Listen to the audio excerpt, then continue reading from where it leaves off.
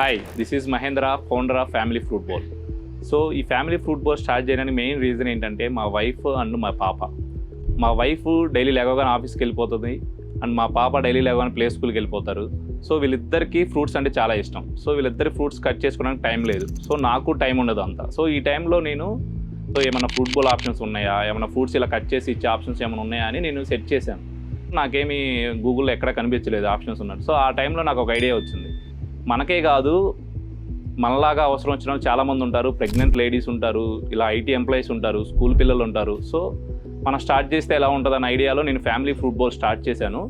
Start చేసిన 20 days అలా మాకు చాలా తక్కువ కస్టమర్స్ ఉన్నారు.